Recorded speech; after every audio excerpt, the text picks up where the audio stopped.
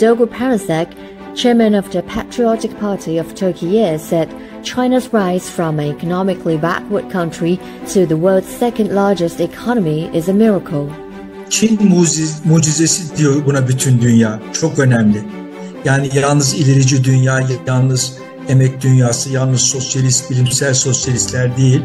Bütün insanlık Çin'in bu başarısına hayranlık içerisinde ve Çin mucizesi diyor.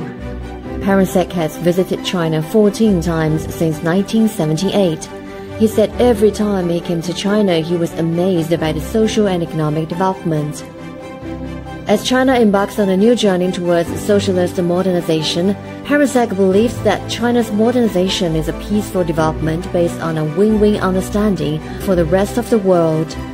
Kapitalist modernleşme gibi dünyanın geri kalan alanlarını sömürerek bir modernleşme değil.